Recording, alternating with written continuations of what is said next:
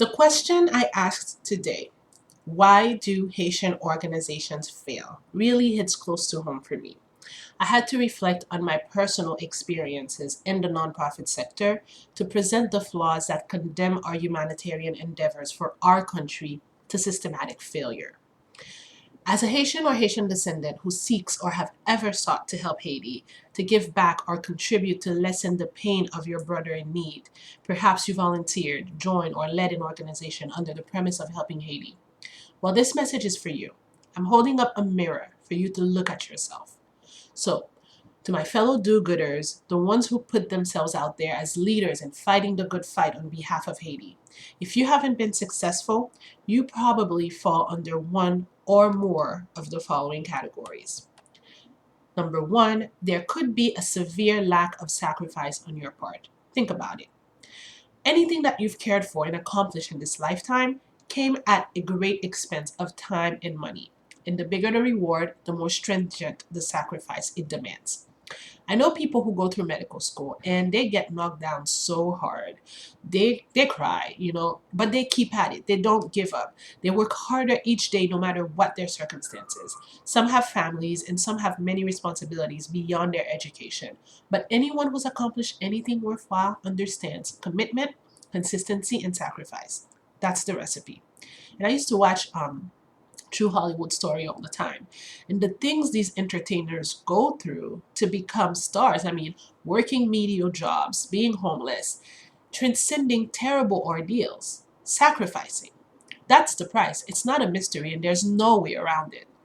I could go on and on with examples, but let me get back to my Haitians. Many of us sometimes we can only commit a small amount of time for Haiti, but if we do it consistently and with intent, it will yield results. But you have to go a long way before you even see that small amount of commitment in our community. I've met too many part time CEOs, seasonal presidents, and tentative executive directors who all have the lofty goals of changing the course of history in Haiti, but absolutely no intention of making any significant personal sacrifices to see that through. I'm talking about people who've been leading an organization for upwards of 3 years, but only when they feel like it, or after they clock out of their first, second, third job, or, when their friends want to help them, or when they'll look cool for doing it. It's pathetic. If you're going to take on an ambitious, long term initiative such as starting or running a nonprofit for Haiti, it can't be a side gig. If you don't have the time, then you're more useful donating to someone who does or helping out here and there however you can. There's nothing wrong with that, and I respect that. But when you head an organization or decide to become an integral part of a team, don't complain that you have a family, 3 jobs, and that you do so much. You don't even have time for yourself. Nobody cares.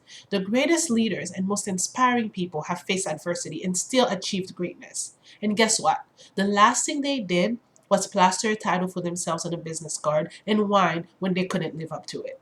They suffered. They've been rebuffed. They were humiliated and sometimes even persecuted. They experienced many failures and sacrificed unimaginably for something they believed in. Think about people like Nelson Mandela or our founding fathers in Haiti that we like to talk about so much. Think about what they had to give up, the price that they paid for us. Many made the ultimate sacrifice. I bet we don't think about that enough. So, what kind of sacrifices have you made for Haiti? Do they equate or even come close to the magnificence of your dreams? Think about that. So, number two, second category, you could be kidding yourself about money. Haitian organizations seem to think that they can run on talk. Money is often taboo in the midst of their leaders. You can easily find many groups of Haitians building castles in Spain on a scheduled basis without anyone in the group seriously contributing the money necessary to accomplish even a fraction of the things they envision. When it comes to Haitian organizations, the burden of procuring for their own endeavors falls onto a third party. Digging out of their own pocket is often the last resort if they ever even get there. Money is indispensable, and it's a great indicator of how committed someone is to a project. Here, if you're trying to launch a business or start something, you must have a financial stake in it. We waste a lot of time crying for dollars we could procure for ourselves if we trusted each other and worked together.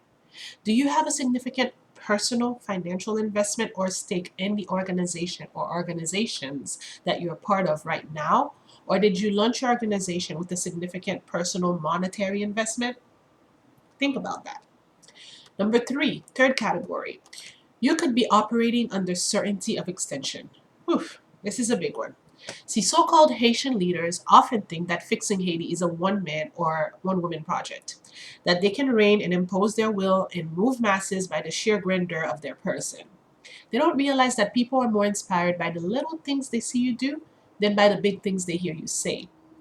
Haitians, we form petty cliques, not strong communities. For example, someone would start an organization for the purpose of strengthening the community. As you would expect, the burden would fall heavily on a few individuals in the beginning. But as time progresses, this group will not find a way to develop.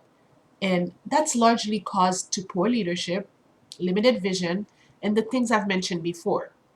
The leader is not investing enough capital or consenting the level of sacrifice required for expansion. Our organizations are founded on thin air.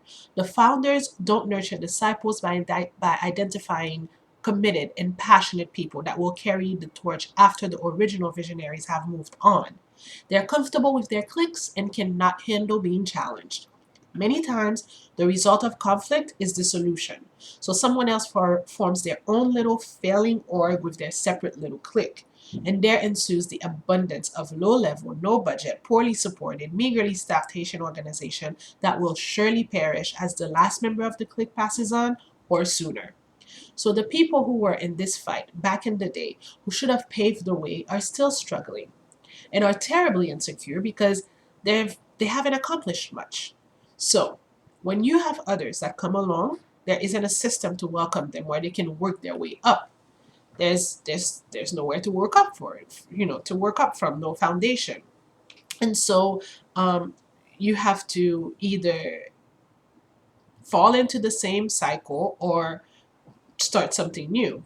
And that's when things get interesting because these people, they don't get the needed support. No Haitian organization can afford to give it to them.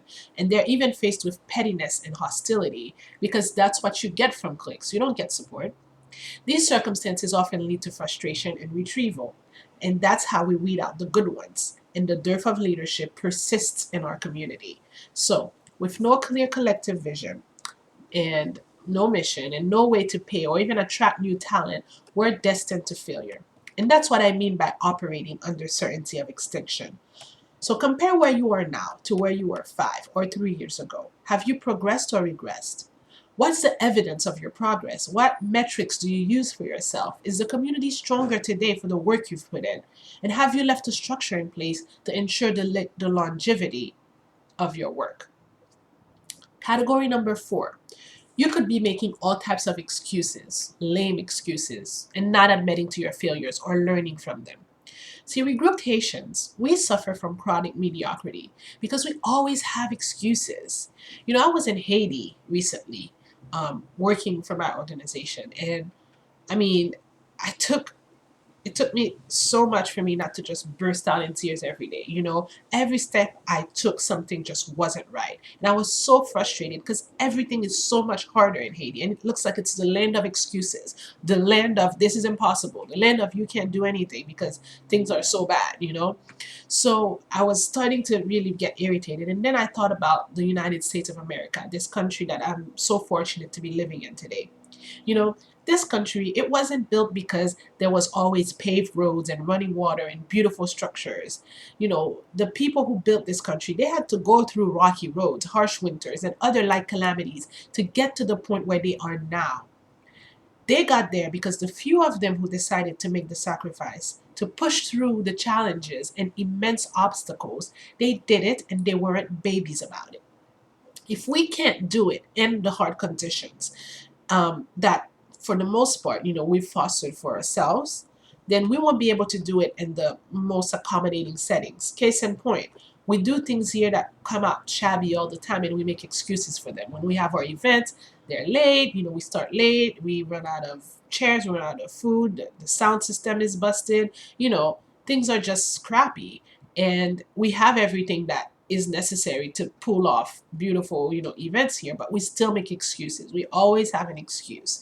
And, you go to Haiti and you try to do something, for example, my organization, and you hear that it's impossible because there's no infrastructure, because there isn't this, because there isn't that, and that's not going to happen. But you have to think again, this country, the reason that it's needed in Haiti is because it isn't there. If it was there, it wouldn't be a big deal. Nobody would sweat it. So now this country, they've gone through that point. They've built that foundation where they can do so much more because they weren't making excuses when things were hard. They were getting things done. So think about it, people. Really let that sink in. If we are making excuses for things that are relatively simple here, then how do we expect to fix the massive mess that has become our Haiti? A place and people that are going to throw curveballs at you nonstop, and where you find obstacles at every turn. So anyway, in the beginning of this segment, I told you I would be holding up a mirror for you to look at yourself. If you don't like what you see, don't get angry. Get to work. Next week, I'm going to be posting part 2 of this 2-part series, Why Haitian Organizations Fail. And so I hope you check out the conclusion. Once again, my name is Mali. I'm a Haiti Hope Ambassador. And I really, really, really want us to stop failing and start succeeding.